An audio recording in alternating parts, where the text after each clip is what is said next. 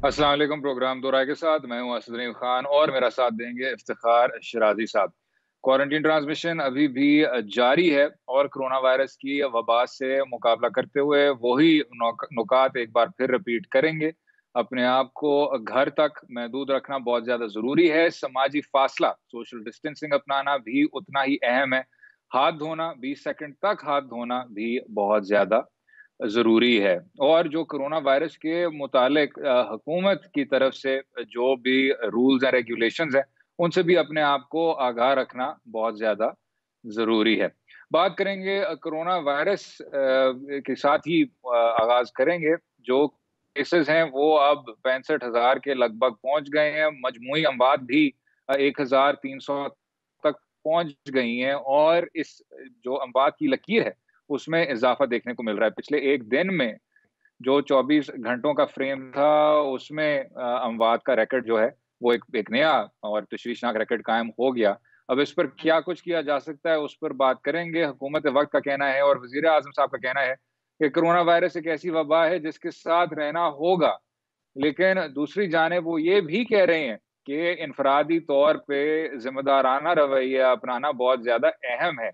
अब इसमें क्या तज़ाद है, इसको क्या कुछ करना चाहिए, हुकूमत वक़्त को क्या लाहे-अमल तय करना चाहिए और चारों सूबों के बीच क्या कोऑपरेशन या ताउन बेहतर हुआ कि नहीं हुआ, उस पर भी बात करेंगे। जनाब शराज़ी साहब, सबसे पहले सर अगर बलूचिस्तान सूबे से आगाज़ करें सर, उसमें जो सूरत हाल है, जो उसकी इंडिपेंडेंट रिपोर्टिंग है, वो काफ़ी ज़्यादा डिस्टर्बिंग है। बेशक अस्पतालों की कैपेसिटी के हवाले से हो, बेशक हिफाज़ती लिबास के हवाले से हो, कैपेसिटी उधर किस तरह है, उसको मीट किस तरह किया जाए और कोरोना वायरस के पेशेंट्स की हैंडलिंग किस तरह की जा रही है, बलूचिस्तान पे मेरे ख्याल से ज़्यादा तवज्जो देने की ज़रूरत है। किस तरह देखते हैं जनाब? बिल्कुल असद, इससे पहले कि हम बलूचिस्तान का जिक्र करें, क्यों ना पहले हम न्यूजीलैंड का जिक्र करें, जहाँ पे कहा यह जी, जा रहा है कि कोरोना का आखिरी मरीज भी वहाँ से सेहतयाब होके अस्पताल से घर चला गया है। नो, जी। New Zealand is corona free country. और ये चीज़ें वहाँ पे ना तो कोई अवाम को सिर्फ हिदायतनामा जारी करने से, ना ही मज़ारों पे कोई चढ़ावे चढ़ाने से, और ना ही कोई मसाजिद में खसूस की दुआएं करने से हुँ, मुमकिन हुआ है, बल्कि जो तदबीर थी बेहतरीन, वो ये थी कि एक सख्त लॉकडाउन था और उसके नतीजे के अंदर हुकूमत ने ये कामयाबी बड़ी हासिल की है और वहाँ पे लोग अप्रिशिएट, बल्कि पूरी दुनिया उनको अप्रिशिएट कर रही है कि बड़े बेहतरीन तरीके से वहाँ पे इस मूजी मर्ज से जान छुड़ाई गई है। आगे चल के क्या होता है बाहर, लेकिन इनिशियली हम कह सकते हैं कि विक्ट्री डिक्लेयर हुई है वहाँ पे। अब आप जो बात कर रहे थे हुँ, बलूचिस्तान की, बलूचिस्तान के साथ जो रवैया है वो पिछले 70-72 बरसों में जो रहा है, हम समझ रहे थे कि शायद कोरोना की पेंडेमिक को लेके एहसास किया जाएगा और वहाँ के लोगों को बर वक्त वो चीज़ें फराहम की जाएंगी जिनसे वो इस मूजी मर्ज से लड़ने के काबिल हो सकें। और आपको याद होगा कि बलूचिस्तान का दारुलहुकूमत क्वेटा ही वो पहला शहर था जहाँ पे तिब्बी अमले ने मुजाहरा किया, प्रोटेस्ट किया, और उसके बाद जी। उनके ऊपर लाठीचार्ज किया गया और उसके बाद उनको जेलों में बंद भी किया गया, बजाय ये कि उनको वो आलात देने के। और बिलाखिर मुसल्लह अफवाज के सरबराह जनरल कमर जावेद बाजवा साहब को इंटरवीन करना पड़ा और कुछ ना कुछ वहाँ पे उनको कुछ एक तरह से सामान प्रोवाइड किया गया। तो मैं समझता हूँ कि ये बड़ा एक ज़रूरी था कि जब हम बार बार कह रहे थे कि जो पाकिस्तान के अंदर कोरोना की आमद हुई है वो बुनियादी तौर पे तफ्तान बॉर्डर के थ्रू हुई है। और फिर आपको ये भी बात होना चाहिए कि बिल्कुल। तफ्तान बॉर्डर की बहुत बड़ी ट्रेड होती है, सिर्फ ज़ायरीन नहीं आते बल्कि अच्छी खासी जो वहाँ पे कारोबारी तबका है खुद बलूचिस्तान का, वो वहाँ पे उसकी एक तरह से आमद रफ्त होती है। तो चाहिए तो ये था कि जो एंट्री पॉइंट था हमारा, इसको लेके और पूरे हुँ, अफगानिस्तान बलूचिस्तान के अंदर हम बड़े बेहतरीन इंतजाम करते। लेकिन अब जो मेन मीडिया वहाँ से तो खबरें नहीं आ रही, लेकिन कुछ हमारे दोस्त हैं, इवन के सोशल मीडिया है, वहाँ से एक एक्चुअल जी। पिक्चर मिल रही है असद। वहाँ पे इस वक्त सूरत हाल बड़ी गंभीर है और कुछ भी ऐसा नहीं हो रहा कि जिसके नतीजे में हम कहें कि वहाँ पे कोरोना से लड़ने के हवाले से हुकूमती सतह पे कोई एक मौसर हिकमत अमली नज़र आ रही है। और बाकी रह गया अवाम का, तो वो तो पूरे मुल्क के अंदर ये हाल है ना। अब आप देख लें कि इस्लामाबाद जहाँ मैं बैठा हूँ, ये एक सरकारी शहर जहाँ पे कहा जा सकता है एक मोहतात अंदाजे के मुताबिक कि 80 से 90% लोग पढ़े लिखे लोग यहाँ पे रहते हैं। लेकिन आपने देखा है कि हम्म। लॉकडाउन खुला है, ईद की खरीदारियां हुई हैं, लोगों ने ईद गुजारी है। अब इस शहर के अंदर के जो फिगर पहले 100-150 था, अब 2000 से ज्यादा यहाँ पे असद मरीज हो चुके हैं। और आज मैं नहीं कह रहा, यहाँ की इंतजामिया ने जो लोगों को बिलखसूस मीडिया को जो खबरें दी हैं उसमें ये कहा गया है कि अगर यहाँ मरीजों की तादाद 3000 से जायद हो गई तो इस्लामाबाद का हेल्थ सिस्टम इस काबिल नहीं है कि इस बोझ को सहार सके। नहीं है। तो अब आप खुद अंदाजा लगाएं कि इस्लामाबाद में ये हालत बलूचिस्तान में क्या होगा। लेकिन शिराजी साहब, वही बाइनरी फिर से सामने आ जाती है कि जी आप मईशत को किस तरह संभालेंगे और साथ में माशरे को किस तरह संभालेंगे। अब अभी पिछले 1-2 हफ्तों में 1600 केसेस की तस्दीक हुई है बलूचिस्तान में, लेकिन हुकूमती कार्रवाई जो है वो यही है कि मईशत जितनी मुतासर हुई है उसकी रोशनी में उन्होंने 6 अरब रुपए रिलीज कर दिए हैं, और वो 6 अरब रुपए अब ये उम्मीद कर रहे हैं कि बलूचिस्तान की मईशत जो कि कोरोना वायरस से मिटिगेट हुई है उसको किसी तरह से इस रकम के जरिए बहाल किया जाएगा। लेकिन जिस तरह आपने कहा, हमारा जो सेहत का शोबा है उसका मुल्क भर में ये सूरत हाल है, और बलूचिस्तान में जो भी आपके मसाइल हैं उनको अगर आप मजीद एग्जैसरबेट कर दें, मजीद बढ़ा दें, एम्पलीफाई कर दें, तो तब आपको बलूचिस्तान की जमीनी हकीकत देखने को मिलेगी। इस सिचुएशन को अब किस तरह प्लग किया जाए, क्योंकि आपके वुज़रा बार बार मईशत की बात करते हैं गुर्बत की लकीर की। हम इस शो पे उसी घिसी पिटी डिबेट को बार बार कर रहे होते हैं, लेकिन अब इससे आगे बढ़ के शराजी साहब क्या कोई नया बयानिया नहीं होना चाहिए, क्योंकि मईशत भी आपकी एक तारीखी रिसेशन के लिए पहुंच रही है, वहां ही पहुंच रही है, और साथ में जो आपकी हेल्थ की कैपेसिटी है उसका उतना ही बुरा हाल है। तो इस बाइनरी से किस तरह निकला जाए? देखिए, बुनियादी तौर पे अगर आपने दोहरे मसाइल का शिकार होना है तो फिर आप कंफ्यूजन में रहिए जैसे आप पहले रह हम्म। रहे हैं। अगरचे एक नेशनल कोऑर्डिनेशन कमेटी ज़रूर बनी है जिसके अंदर तमाम जो फेडरेशन के यूनिट्स हैं उनके सरबराहान बैठते हैं, बात जी। होती है। वो बात होने के बाद जो कैमरों के सामने गुफ्तगू होती है वो यकसर मुख्तलिफ होती है। गोया कि आप जो वहाँ पे स्टांस लेते हैं उससे हट के फिर आप जाके अपने एक अलग नैरेटिव बनाते हैं और तासुर ये हम्म। देते हैं कि शायद पंजाब कुछ कह रहा है, सिंध कुछ कह रहा है, मरकज कुछ कह रहा है, बलूचिस्तान कुछ कह रहा है, खैबर पख्तूनख्वा कुछ कह रहा है। तो मैं समझता हूं कि यही एक वजह है जिसकी बुनियाद पे हम कह सकते हैं कि पाकिस्तान के अंदर अब इस वायरस का स्प्रेड भी बहुत ज़्यादा हो गया है, और साथ में जो आपने मईशत की बहाली के लिए इकदाम किए थे उनका भी कोई खातिर खा हमें नतीजा सामने नजर नहीं आ रहा।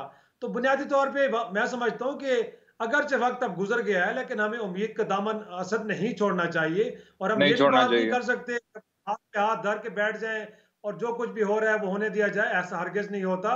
बहरहाल जो गलतियां हो गई अब उनको बार बार हम दोहराने की जरूरत नहीं है।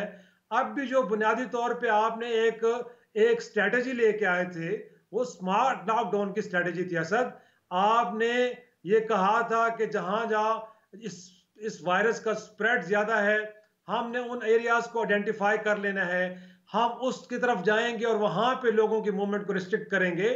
खुदारा अगर आपने उन उन उन क्लस्टर्स को आपने आइडेंटिफाई कर लिया है तो लोगों के एजुकेशन के लिए भी बताएं और साथ में आप उनके ऊपर फोकस करें। फिर यह है कि बलूचिस्तान हो, सिंध हो, खैबर पख्तूनख्वा हो, पंजाब हो, कश्मीर हो, गिलगित बल्तिस्तान हो, ये तमाम यूनिट एक दूसरे से इंटरकनेक्टेड हैं। लोगों की मूवमेंट होती है एक दूसरे, मतलब है कि गिलगित से लेके जो है वो इस्लामाबाद से लेके वो पंजाब तक, इसी तरह वो कहते हैं कि भाई गवादर से लेके वो बाकी सूबों तक, खैबर से लेके सिंध तक, हर तरफ लोग एक दूसरे के साथ जुड़े हुए हैं। तो जो आपने सूबों के एंट्री एग्जिट पॉइंट्स के ऊपर एक मैकेनिज्म के बारे में बात की थी, बिलखसूस सिंध ने यह कहा था, बड़ा अच्छा आइडिया था कि जहां पे एंट्री एग्जिट है वहां पे लोगों को मॉनिटर किया जाए कि जो लोग आ जा रहे जी। हैं क्या खुदा ना खास्ता वो इस वायरस के स्प्रेड का जरिया तो नहीं बन रहे, क्योंकि ट्रेड भी चलानी है आपने।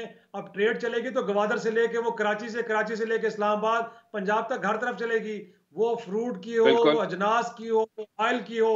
इसी तरह जो पंजाब सिंध के भी के है, तो हर तरफ ये चीजें जब चलनी है तो आपको चाहिए कि फिर इन पॉइंट्स के ऊपर आप एक बेहतरीन मैकेनिज्म बनाएं, और जहां जहां आपको लगता है कि लोग इसका स्प्रेड का जरिया बन रहे हैं, आप उनको एंगेज करें, उनको कंटेन करें और उनको बेस्ट वे में आप जो है वो करंटीना करें। अगर ऐसा नहीं करेंगे अच्छा तो फिर तो जी, खुले बॉम्ब आपने छोड़े हुए हैं, वो बॉम्ब कहीं भी जाके एक्सप्लोड करेंगे, आपको पता भी नहीं चलेगा। ठीक है। अब शराज़ी साहब, जो ख़ुसूसी मुआविन वज़ीर-ए-आज़म के सेहत पर डॉक्टर ज़फ़र मिर्ज़ा साहब, उन्होंने कई बार वार्न किया है, मुल्क को वार्न किया है कि देखें, हम लॉकडाउन एक बार फिर नाफ़िज़ कर सकते हैं मुल्क भर में, हमें इस तरह टेस्ट ना किया जाए। अब उसके क्या इम्कानात हैं और क्या ये करना चाहिए? कोरोना वायरस की बढ़ती हुई तस्दीक को सामने रखते हुए उस पर बात करते हैं, लेकिन इस वक़्फ़े के बाद। रहिएगा हमारे साथ।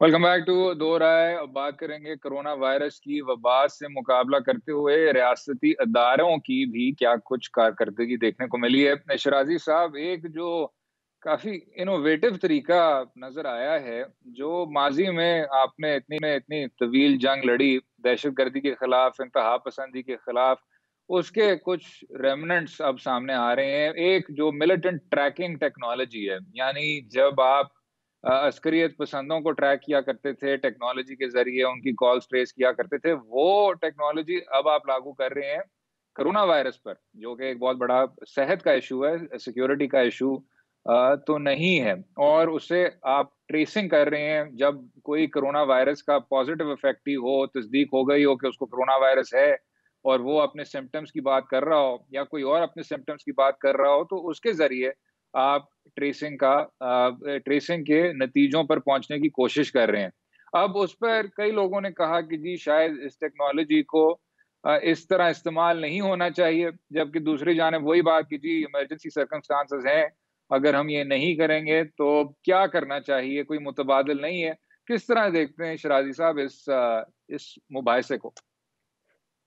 इस टेक्नोलॉजी का इस्तेमाल मेरे तो ओपिनियन में बहुत पहले होना चाहिए था, उस वक्त कि अच्छा। जब असल इस मुल्क के अंदर कोरोना वायरस का जो स्प्रेड था, वो हुँ, उस वक्त जो बाहर से लोग आए थे उसकी परसेंटेज उस वक्त मेरे ख्याल में 80% थी कि जो बैरून मुल्क से लोग आ रहे थे उसका जरिया बन रहे थे।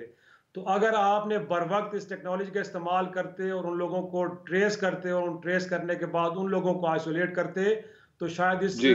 टेक्नोलॉजी का इस्तेमाल बड़ा यूजफुल होता। आज सूरत हाल ये है कि इस मुल्क के अंदर जो कोरोना का स्प्रेड है वो 92% लोकल हो गया सर, लोकल। तो जब हुँ, 92% अब लोकल हो गया है तो अब आप लोगों को ट्रेस करेंगे भी सही तो क्या करेंगे, इसका क्या फायदा होगा? बुनियादी तौर पे तो वो अपनी ठीक है। फैमिलीज के साथ भी इंटरेक्ट कर रहे हैं, वो अपने बाकी लोगों के साथ भी इंटरेक्ट कर रहे हैं। तो अगर आपने उनको ट्रेस कर भी लिया और उनको आइडेंटिफाई कर भी लिया, तो इसका मतलब यह है कि उनके इंटरेक्शन में आने वाले जितने भी लोग हैं, उन सब लोगों को आपको करना पड़ेगा। तो आपने जो हुँ, करेंटीना सेंटर्स बनाए थे, उनका तो पहले बुरा बुरा हाल है। आपने सोशल मीडिया पे आपकी नज़र से भी चीज़ें गुजरी होंगी कि वहाँ पे जिन हुँ, लोगों को आपने क्वारंटाइन किया, उनके आपने सैंपल्स लिए और कई के केसेस के अंदर असद 20-20 दिन गुजर गए थे। उन लोगों को आपने ये नहीं बताया कि क्या आपको कोरोना है या आपका कोरोना पॉजिटिव आया या नेगेटिव आया। तो जब आपके पहले सेंटर्स चल रहे तो उनका ये हाल था, तो अब तो तादाद कई गुना बढ़ गई होगी, क्योंकि ईद से पहले आपने लॉकडाउन को खोला, उससे आपने मार्केट्स को ओपन किया, आपने शॉपिंग सेंटर्स को, बड़े बड़े मॉल्स को ओपन किया, आपने पब्लिक ट्रांसपोर्ट को ओपन किया, आपने ट्रेनें चलाई। तो अब तो आपको देखना पड़ेगा कि इसका जो रिजल्ट है, आपको अभी भी 2 हफ्ते और लगेंगे। ईद को गुजरे कमोबेश अभी एक हफ्ता भी नहीं हुआ, तो 2 हफ्ते बाद आपको पता चलेगा, जो आपने पब्लिक ट्रांसपोर्ट खोली, जो आपने लोगों को ईद मनाने दी, आपने जो शॉपिंग करने दी, उसके नतीजे क्या निकले। अगर से आप भी आना शुरू हो गए हैं कि आज का जो फिगर आ रहा है असद, वो 78 है, जी। गोया कि 78 लोग अब हुँ, जान से गए हैं। तो इससे तो हमें हुँ, लग रहा है कि जो खतरे की घंटियां हैं वो बज चुकी हैं, और लोगों ने जो टिका के एक तरह से बेहतियाती की है और सोशल रिस्पॉन्सिबिलिटी का मुजाहरा नहीं किया। यही वजह है कि आज आपको हेल्थ एडवाइजर साहब को ये कहना पड़ा। मैं तो इस बात पे भी असद हैरान होता हूं कि क्या जी। कोरोना का स्प्रेड पहले नहीं था, पहले भी था, आपको तो मास्क को डे फर्स्ट से लाजमी करार देना चाहिए था। आपको ये लोगों को कहना चाहिए था। और डिस्ट्रिक्ट एडमिनिस्ट्रेशन इस्लामाबाद के अंदर डिप्टी कमिश्नर साहब मुख्तलिफ इलाकों का उन्होंने दौरा किया है और उन्होंने कई शॉप्स को सील किया है। तो इस्लामाबाद के अंदर अगर जो सोशल डिस्टेंसिंग है और मास्क की वायलेशन हो रही है सर, तो फिर हम क्या कहेंगे कि गोजरावाला में, सियालकोट में, नहीं, मंडी में, कामोकी में और मतलब गिलगित बल्तिस्तान में और बाकी जगहों पे क्या हशर होगा? शिराजी साहब, ये तो आप फिर भी डेवलप्ड शहरों की बात कर रहे हैं। उससे भी आगे आप चलें, आप रूरल एरियाज जाएं, आप पूरा पाकिस्तान का आप दौरा कर लें। जिस बात पर मैं बहुत ज्यादा डिसहार्टन हुआ हूं और बहुत ज्यादा अफसोस हुआ है वो ये है कि आपकी जो मरकजी क़यादत है, उसके जो हाईएस्ट टीयर्स हैं, हाईएस्ट उसके लेवल्स हैं, उस पर ना तो समाजी फासला देखने को मिलता है, ना तो कोई मास्क पहन रहा है। आपके सीनियर से सीनियर वफाकी वुज़रा, आप वजीर आजम साहब को आप देख लें, उन्होंने कितनी बार जी। मास्क पहना है। अभी वजीर आला पंजाब साहब की अभी एक और वो एक फीता ही काट रहे थे, एक और चीज को इनॉग्रेट कर रहे थे, मेरे जहन से वो निकल गया है, लेकिन उसका एक पूरा फोटोशॉप हुआ और उस पर आप देख लेते कि उनके गिर जो वुज़रा थे, कितना उन्होंने सोशल डिस्टेंसिंग किया हुआ था, कितना समाजी फासला का इख्तियार उन्होंने किया हुआ था। या जो वजीर आला बुज़दार साहब थे, क्या वो मास्क पहन रहे थे? लेकिन अगर वजीर आजम साहब ही मास्क नहीं पहन रहे, तो आप वजीर आला साहब को क्या कहेंगे? और जो आपके बाकी वुज़रा आला हैं, उनकी भी वही सिचुएशन है। जो उनके मुशीर हैं, वो उनके इतने करीब खड़े होते हैं, आम आवाम से उनका वही मास कॉन्टैक्ट कैंपेन जारी है।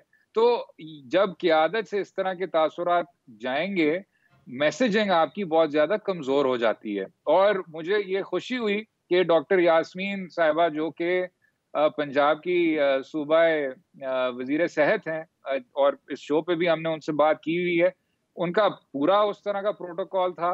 ना सिर्फ सोशल डिस्टेंसिंग उन्होंने की हुई थी, लेकिन साथ में उन्होंने मास्क भी पहना हुआ था और बात करते हुए भी मास्क पहना हुआ था। अक्सर तो हमारे जो मुंतखब नुमाइंदे हैं, मास्क को या तो इस तरह वो चिन स्ट्रैप के तौर पे रखते हैं, या उसको नाक के नीचे कर देंगे, या उसको उतार देंगे, वो कान से लटक रहा होगा।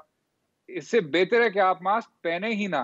तो शिराजी साहब, ऑप्टिक्स की अशद जरूरत है, ताकि आप लोगों को ये रजिस्टर करवा सकें कि ये वबा कितनी ज्यादा खतरनाक है आपके लिए। और सोशल डिस्टेंसिंग जिसकी आप बार बार बात कर रहे हैं, उसके कॉल ऑफ फेल में इतनी खला नहीं होनी चाहिए। बिल्कुल, बिल्कुल असद, यही मरकज़ी नुक्ता है इस वक़्त यही मरकज़ी नुक्ता है कि अब अपने कंडक्ट के ज़रिए लोगों को ये यकीन दिलाएँ कि ये एक बहुत ख़तरनाक मरहला है। उस ख़तरनाक मरहले पे अगर हम जैसे लोग गोया कि हुक्मरान तबका कि जिनका इंटरेक्शन बड़ा लिमिटेड है और बड़ी वो एक तरह से एक महफूज़ एनवायरनमेंट के अंदर मूव करते हैं, अगर वो लोग भी इस तरह के एसओपीज़ को फ़ॉलो कर रहे हैं, तो फिर आम आदमी को तो इससे कहीं बढ़ के फॉलो करना पड़ेगा। अगर नहीं करेंगे तो फिर आपने देखा है कि इस मुल्क का कौमी असम्बली के स्पीकर कोरोना का शिकार हुए, इस मुल्क जी, के वजीर ममलकत सफरान शहरयार अफरीदी का कोरोना पॉजिटिव जी, आया, इस मुल्क के यस, अंदर खैबर पख्तूनख्वा के चीफ सेक्रेटरी कोरोना का शिकार हुए, तो इस मुल्क में सिंध के वजीर तालीम सईद गनी कोरोना का शिकार हुए। तो मैं समझता हूँ हुँ, कि इन लोगों को चाहिए कि अपने कंडक्ट के जरिए आम आदमी को ये मैसेज दें। जफर मिर्जा साहब ने बहुत देर की ये मैं बात कर रहा था कि उन्होंने आज कहा कि हम पब्लिक ट्रांसपोर्ट के अंदर, हम मार्केट्स के अंदर, इवन के ऑफिस के अंदर के जहां के अंदर सोशल डिस्टेंसिंग को मेंटेन नहीं किया जा रहा, हम लोगों से कह रहे हैं कि हम मास्क को लाजमी करार दे रहे हैं। भाई यूरोप के अंदर डे फर्स्ट से लोगों ने, न सिर्फ हाँ हुकूमतों जी, ने कहा, बल्कि वहां पे लोगों ने खुद कंपेन करके लोगों को कन्विंस किया कि आप अपने आप को भी इस तरह महफूज कर सकते हैं, दूसरे को महफूज बना सकते हैं। आप अपने हैंडमेड अपने मास्क यूज करें, अगर मास्क अवेलेबल नहीं है तो घर में कपड़े का बना लें। तो मैं समझता हूँ कि ये एक वजह थी कि जिसके जरिए से ये फैला है, क्योंकि आपने जो लूला लंगड़ा लॉकडाउन किया था वो भी आपके सामने। अब आप बार बार कह रहे हैं सर कि लॉकडाउन लॉकडाउन, जिस दिनों में आपने लॉकडाउन किया वो भी हमने हुँ, लॉकडाउन नहीं था। लोग सड़कों जी, पे नजर आए, लोग मार्केट्स के अंदर नजर आए, सब कुछ हो रहा था। इस्लामाबाद से लेके लाहौर हर तरफ जो है वो ट्रैफिक ऑन थी, मार्केट्स ऑन थी। आपने चीजों को मेक श्योर नहीं किया तो अब वक्त गुजर गए। अब आप लोगों को चाहें तो सिर्फ यही कह हुँ, सकते हैं, हाथ जोड़े उनके सामने, प्राइम मिनिस्टर है, बाकी हैं कि खुदा का वास्ता अपने आप को बचाएं, इस मुल्क की इकोनॉमी को बचाएं। और वाहिद रास्ता यही है कि जो SOPs हमने बनाए हैं हम भी उनको फॉलो कर रहे हैं और आप भी करें। और अपने वज़रा से भी कहें कि जब वो प्रेस कॉन्फ्रेंस करें, अगर इंतहाई नागुज़ीर हो भी सियासत, तो जो पीछे जो खलीफों की फौज खड़ी होती है, खुदारा उनको तो कह सकते हैं कि जो एक वजीर है जरूर। वो आए और प्रेस कॉन्फ्रेंस करे ना। वो बिल्कुल। फैजल चौहान साहब हो या कहीं और हो, पीछे आपने अपने नौरतन खड़े किए होते 20-25, उनको तो कह सकते कि खुदा का वास्ता है आपको अपना मुंह दिखाने की जरूरत नहीं है, मैंने जाना है प्रेस कॉन्फ्रेंस करनी है, आपके होने की वहां पे जरूरत नहीं। लेकिन अभी तक वही प्रैक्टिस चल रही है। तो अब क्या कहेंगे लोग, कैसे कन्विंस होंगे कि घरों पे बैठे गैर जरूरी पे बाहर ना आए और मास्क भी पहने? क्योंकि ये सब लोग ना तो मास्क पहन के खड़े होते हैं, ना ही सोशल डिस्टेंसिंग करते हैं। नहीं, बिल्कुल जनाब, इसमें कोई शक नहीं है कि ये बेतहाशा मुश्किल फ़ैसले हैं और हुकूमती सतह पर बेतहाशा मुश्किल फ़ैसले, लेकिन इसका मतलब ये नहीं है कि आपके ऑप्टिक्स में इतनी ज़्यादा कन्फ्यूज़न हो। इसका मतलब ये नहीं है कि आप मास्क नहीं पहन सकते। अपने मुशीरों को या जो भी इर्द-गिर्द का सारा सामान है, उसको कहें कि जी ज़रा दूर खड़े हों, सोशल डिस्टेंसिंग अपनाएँ और अवाम को एक यकजहत पैगाम जाए कि ये जो वबा है, ना सिर्फ़ एक लॉन्ग टर्म वबा है, लेकिन उससे मुकाबला करना बहुत ज़्यादा ज़रूरी है और डे टू डे बेसिस पे आपने एहतियात करना की अशद ज़रूरत है। इसी पर वक़्फ़ा लेंगे, अगले हिस्से में मज़ीद गुफ्तगू जारी स्टे विद अस।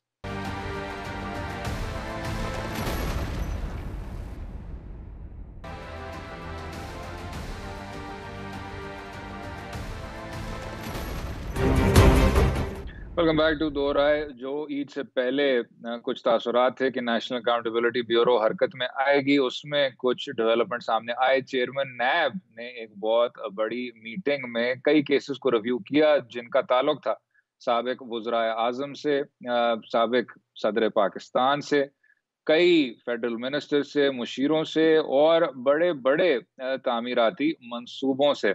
जनाब शिराज़ी साहब, चेयरमैन नैब का कहना था कि इस इदारे का कोई ताल्लुक तो नहीं है किसी भी सियासी जमात से और एक कौमी कौमी मफाद है जो कि आप नैब से डिराइव करते हैं। लेकिन उसको भी सामने रखते हुए अगर आप उसको उस बहुत ही तवील फ़हरिस्त को देखेंगे जिसमें तमाम लोगों के नाम हैं, उसमें ज़रदारी साहब हैं, मियाँ नवाज़ शरीफ साहब हैं, शाहिद खान अब्बासी साहब हैं and the list goes on and on. उसमें बहुत मुश्किल से आपको पाकिस्तान तहरीक-ए-इंसाफ के लीडरान मिलेंगे, अगर मिलेंगे भी, तो वही वाली बात कि अगर पीटीआई के मंशूर का हिस्सा ये है कि हम अकाउंटेबिलिटी चाहते हैं, एहतसाब चाहते हैं। इमरान खान साहब का तो वज़ीर-ए-आज़म बनने से पहले कहना था कि हम 3 माह में करप्शन खत्म कर देंगे। बेशक 3 माह नहीं, आपको 3 साल लगें, 5 साल लग जाएँ, लेकिन एहतसाब अक्रॉस द बोर्ड होना चाहिए। माज़ी के तजर्बे हमारे सामने हैं। सैफुर रहमान साहब की मीरास क्या है, डॉक्टर रहमान मलिक साहब की लेगेसी क्या रही है, चाहे आप एफआईए के ज़रिए आएँ, चाहे आप एहतसाब कमीशन के ज़रिए आएँ या अब चाहे आप नैब की तरफ से आएँ। तो अक्रॉस द बोर्ड कार्रवाई करने के क्या इम्कानात हैं शिराज़ी साहब? क्या पीटीआई या हुकूमत वक़्त के नुमाइंदे या जो उनके बहुत ही ख़ास इत्तेहादी हैं मुस्लिम लीग काफ, जिनके कानूनी मसाइल कभी ख़त्म होते ही नहीं है, उनके गिर्द क्या ये घेरा तंग होगा? मुझे तो फ्रैंकली स्पीकिंग ऐसा हरगिज़ नहीं लगता कि कुछ इस तरफ अच्छा। चीज़ें चल पड़ेंगी। अगरचे चेयरमैन नैब साहब ये कई माह पहले फरमा चुके हैं कि हवाओं के रुख तब्दील हो रहे हैं, लेकिन लगता है कि हुँ। हवाओं के रुख तब्दील होने के बजाय हवाएं मुकम्मल तौर पे रुक गई हैं।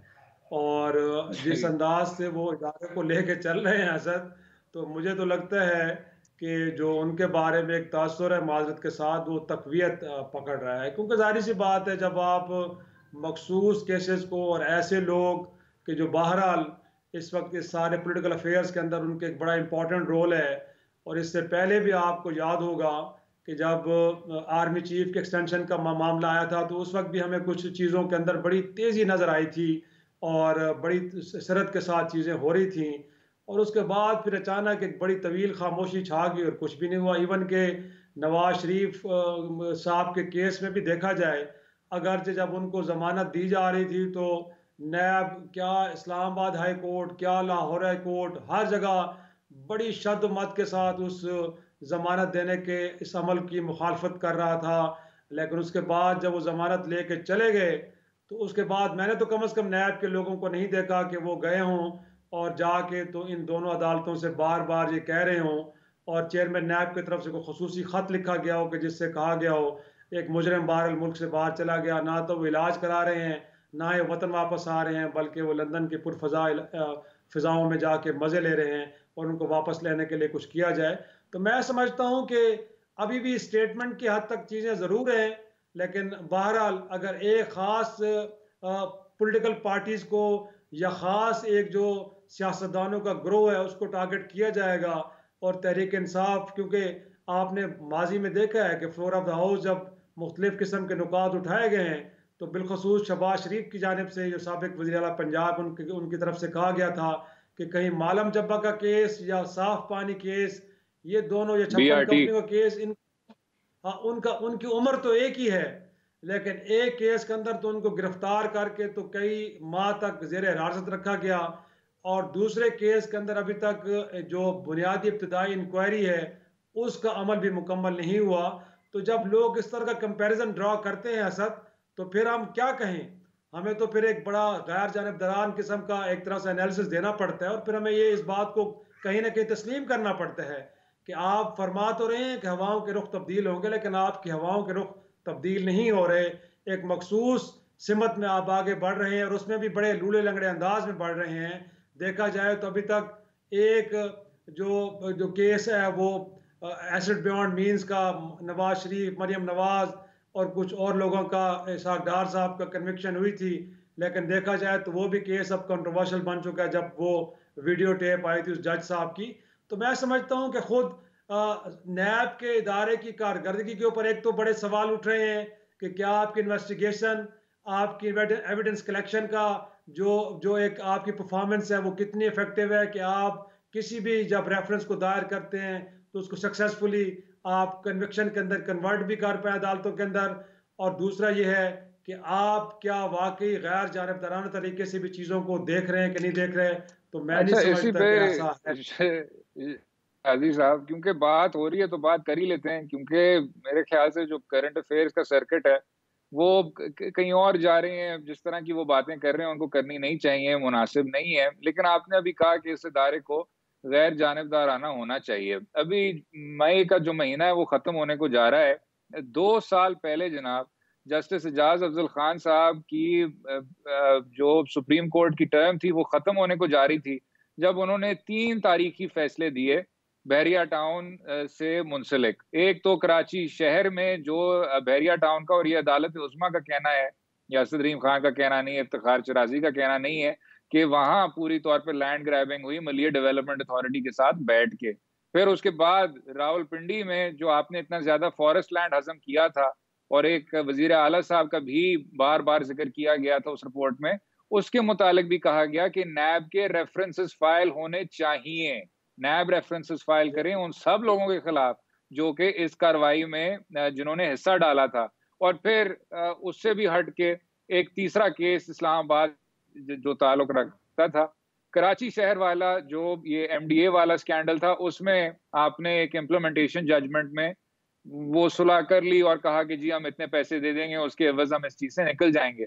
लेकिन जो तख्तपड़ी का केस है, जो फॉरेस्ट लैंड का केस है, उसमें तो नैब के रेफरेंसेस का ऑर्डर बरकरार है। तो नेशनल अकाउंटेबिलिटी ब्यूरो बेशक बहुत अच्छी कार्रवाई कर रही है, इतना बड़ा अदारा है और इतने ज्यादा वसाइल उसको फराहम किए गए हैं, और वजीर आजम इमरान खान साहब का भी सपोर्ट है क्योंकि उनके मंशूर का एक बुनियादी हिस्सा है। बहरिया टाउन जनाब जब कब्जे करती है और अदालत उज़्मा कहती है कि ये कब्जे करती है और आप इन लोगों को बेघर करते हैं, तो उसके बाद रियासत के जो अदारे हैं वो क्यों हरकत में नहीं आते? और जो एक खामोशी का एक आलम है जो छाया होता है तमाम मीडिया हाउसेस पे, अखबारों में, तज्जियाकारों की जानिब से, कॉलम नगारों की जानिब से, शराजी साहब ये तो जुल्म की हद है सर। थोड़ी सी बात कर लें। ये जो जो चुप का रोजा आपने रखा हुआ है उसको तोड़ दें। जब गलत काम हो रहा है, और गलत काम इंडस्ट्रियल स्केल पे हो रहा है, रावणवार जैसे लोग आपने फ्रंट फ्रंट पे रखे थे, तो ये क्या राय रखते हैं शराजी साहब? अच्छा, असल में अब आप शरारत कर रहे हैं। अब आपको सारी बातें पता है, आप कहते हैं कि बातें अब शिराजी करे, आप खुद नहीं करना चाहते हैं ना। आपको सारी नहीं, वजूहात का पता है sir.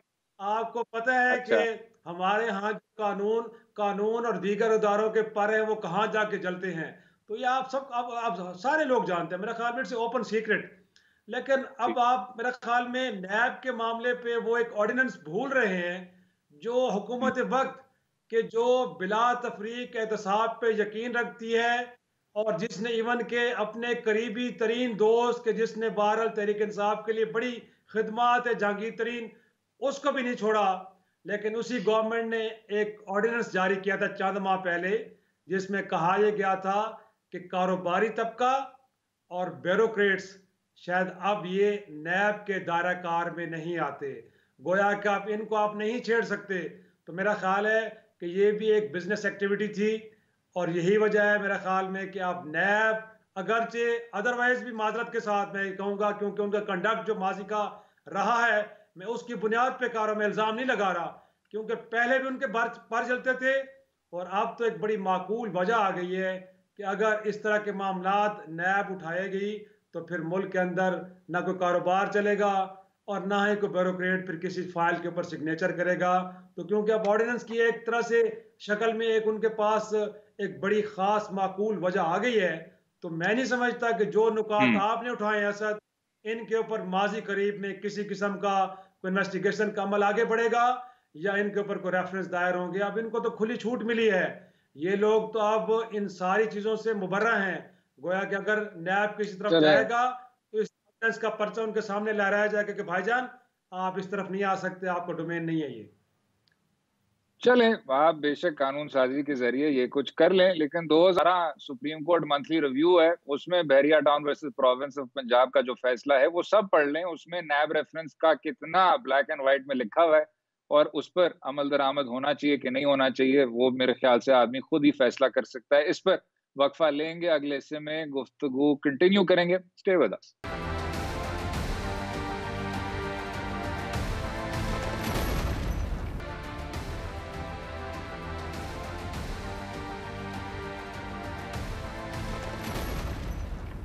Welcome back to Do Rai. बात करेंगे टिड्डी दल की, जो बहुत कुछ अटैक्स देखने को मिल रहे हैं और तैयार फसलों पर जो हमलों का एक सिलसिला जारी है, उस पर हुकूमत वक्त पर तनकीद ये हो रही है कि किसानों की मदद एक बहुत ही नाकाम रफ्तार पर की जा रही है।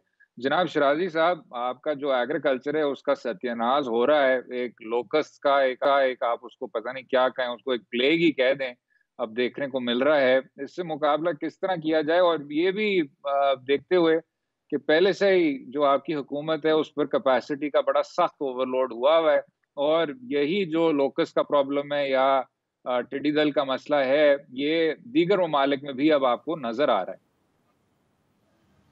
यकीनन ये मसला तो नज़र आ रहा है, और पाकिस्तान के अंदर तो इसका सेकंड फेज़ हम कह सकते हैं। इससे पहले भी आपने देखा होगा कि पाकिस्तान में इसके झुंड आए थे, और जो एक वो हम कहते हैं ना कि डेंगू के मामले में जिस तरह हुकूमत से गफलत हुई कि बुनियादी जी। तौर पे सीजनल स्प्रे कर दिया गया, लेकिन उसका जो लार्वा था उसको तल्फ करने के हवाले से कुछ न किया गया, और यही वजह है कि अब हर साल हमें डेंगू को भी भुगतना पड़ता है। तो टिड्डी दल का जो पहला हमला हुआ था उसके बाद उसने यहाँ पे अंडे भी दिए थे असद, और उसके बाद उसका जो हम्म। लार्वा बना है, अभी तो दो दो बड़े और हमले होने हैं। और कहा यह जा रहा है कि एक ओमान के जरिए बलूचिस्तान से दाखिल होता हुआ आएगा, जो बहुत बड़ा एक एक झुंड है और वो पूरे मुल्क में फैलेगा। और एक कहा जा रहा है कि शायद ईरान के रास्ते भी जो है वो एक आ रहा है जो पाकिस्तान में आएगा। और इस वक्त जो सूरत हाल है, जो पहले से यहाँ पे लार्वा था और उससे जो टिड्डी दल बनी है एक तरह से, कुछ 60 अजला पाकिस्तान के इस वक्त इसकी बुरी तरह लपेट में है। गोया कि बिल्कुल। खैबर पख्तूनख्वा हो, सिंध हो, पंजाब हो या बलूचिस्तान हो, तो मैं समझता हूँ कि हमारी जो इसके लिए बर वक्त तैयारी होनी चाहिए थी, उसमें तो हम बुरी तरह फेल हुए हैं। अब देखना यह है कि अगरचे एक इनिशिएटिव लिया गया है, और उसमें भी मेरा ख्याल में है कि एनडीएमए ही लीड ले रही है और इस हम्म। सारे सूरत हाल को लुक आफ्टर कर रही है। लेकिन मैं नहीं समझता कि शायद इतने इफेक्टिव इकदाम हम ले पाएंगे कि जिसके नतीजे में जिस तरह के खदशात जन्म ले रहे हैं। कहा यह जा रहा है सर कि पाकिस्तान के अंदर जो फसलें हैं, मेजर क्रॉप्स हैं, उनको बुरी तरह मुतासर करेगी टिड्डी दल, और पाकिस्तान के अंदर एक बहुत बड़ा फूड सिक्योरिटी का प्रॉब्लम भी जन्म लेने को है। तो मैं समझता हूँ कि अब देखना ये है कि अगरचे गंदम की फसल आ चुकी है, ये ब्लेसिंग है, उसके बाद इसके हमलों में तेज़ी आई है। अब कम से कम जो बेसिक फूड है वो गंदम है और उसके बाद चावल हैं। तो कम से कम इन 2 फसलों के हवाले से हमारी स्टोरेज की कैपेसिटी कितनी है कि खुदा न खास्ता अगर आने वाले सीज़न में जो फसलें हैं वो टिड्डी दल के हाथों तबाह और बर्बाद हो जाती हैं और किसी किस्म के हमारे पास अनाज नहीं रहता, तो हम स्टोरेज कैपेसिटी हमारी कितनी है। इस वक्त हमें चाहिए कि कम से कम गंदम, चावल या दीगर इस तरह की दालें जिनकी फसलें अगर आ चुकी हैं तो उनकी मैक्सिमम स्टोरेज करें। और फिर खुदा न खास्ता इसकी आगे चल के फिर फूड सिक्योरिटी के इशूज़ आते हैं, तो जो दरामद करने के हवाले से हमारी स्ट्रेटजी है वो भी बड़ी बेहतरीन होनी चाहिए, ताकि पाकिस्तान के अंदर जो अनाज का मसला है वो जो सर ना उठाए, क्योंकि इस हमले को तो हम इफेक्टिव अंदाज में नहीं रोक पाएंगे। ये जो नुकसान करेगी वो करेगी, और इस वक्त जो हो रहा है वो आपके सामने, आपके साथ भी शायद चीज़ें शेयर हो रही हों या आप भी देख रहे हों। हम तो जहाँ बैठे हैं वहाँ से एनडीएमए के लोग हमसे शेयर कर रहे हैं। अगरचे जी। कोशिश हो रही है असद, लेकिन अभी उसके हमले जारी हैं और बड़े पैमाने पे पाकिस्तान भर में टिड्डी दल जो है वो तबाही मचा रही है। और बड़ी फसलें जो डे टू डे हमारी हैं, वो टमाटर की हो या दीगर हो, इवन के जो मुल्तान के अंदर और सिंध के अंदर जो आम की फसल थी उसको भी बुरी बुरी तरह मुतासर किया है। तो इसका जो एक अटैक है वो अपने फुल स्विंग पे है, और उसको रोकने के हवाले से जो कोशिशें हैं वो इतनी बारावर साबित नहीं हो पा रही। नहीं जनाब, बहुत बहुत ज़रूरी है कि इस पर पूरी तौर पर कार्रवाई की जाए, और जो आम किसान है, जो सबसे ज़्यादा इससे मुतासर हो रहा है, उसकी भी जितनी भी ज़्यादा मदद की जा सकती है, फिलफौर की जाए। इसी पर इजाज़त लेते हैं। मुझे और इफ्तिखार शराज़ी साहब को अपनी राय से भी आगाह कीजिए। इजाज़त लेते हैं, कल तक, खुदा हाफ़िज़।